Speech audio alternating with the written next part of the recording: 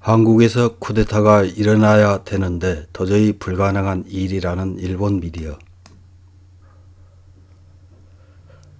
일본 혐한 매체들은 작년 하반기 지소미아 때부터 계속해서 한국 내에서 쿠데타가 왜 일어나지 않느냐는 취지의 기사를 계속 보도하면서 혐한 몰이에 앞장섰는데, 이제는 이런 기사를 해설하는 해설 기사까지 나옵니다.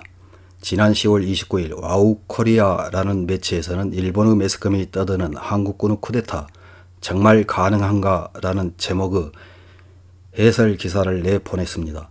어떤 내용의 기사인지 확인해 보겠습니다. 한국군은 쿠데타를 일으킬 수 있나?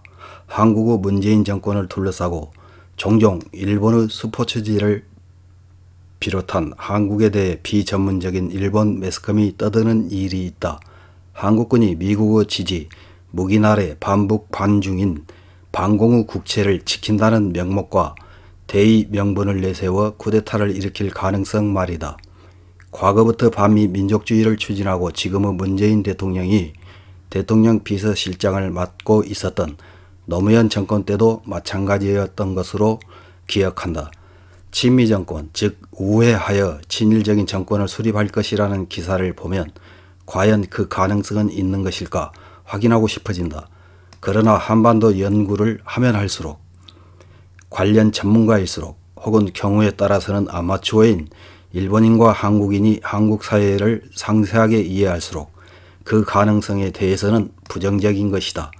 과거 아사히 신문 기자로 코리아 관계라는 저서도 있는 타나카 아키라 씨는 박정희 정권 이후 약 30년간의 군사정권은 유교적인 상문 문화가 뿌리 깊은 반도사에서는 군인이 정권, 실권을 장악하는 예외의 시대라고 설명한다. 또한 일본 통치하의 약 35년간에도 그 외외적인 상무 문화의 시대로 해석된다. 오히려 전두환 11대, 12대 대통령, 고 노태우 13대 대통령 등 군사정권 말기 이후 민주화는 상문 문화에 대한 흔들기라고 해석되고 있다. 즉 문화적으로 한국인, 한국 국민의 감정, 감각에 있어서 군사정권은 물론 쿠데타는 수용할 수 있는 것이 아니라는 것이다. 또한 이후 아시아 통화 위기로 촉발된 IMF 사태로 한국을 경제 위기에 빠뜨린 전범으로서 평가가 별로인 고 김영삼 14대 대통령이지만 그 정권 하에서 군대에 관한 개혁들이 실제적인 면에서 쿠데타를 불가능하게 했다. 몇 명의 한국군 장교인 지인들에게 이 문제에 대해 물으면 특히 일본의 스포츠지를 비롯한 매체에서 쿠데타설이 버젓이 지면을 장식하고 있다고 지적하자 말도 안 된다, 논외다는 반응이었다. 또한 개인의 장래 설계, 인생 설계에 있어서 수지가 맞지 않는다. 열심히 해도 쿠데타를 일으킬 수 있는 자원의 확보는 1980년대 이전과 달리 지금은 불가능하다는 현실적인 답변을 얻고 있다. 솔직히 국가와 국민에게 도움이 안 된다는 응답이 전무했던 것은 유감이지만 모두가 농담 이외의 아무것도 아니라는 반응이었다. 종종 일본 미디어에서 볼 수 있는 한국군 쿠데타 언설이지만 한국 국민의 문화와 정세에 맞지 않아 군인들이 쿠데타를 일으킬 여건이 안 되는 것이다.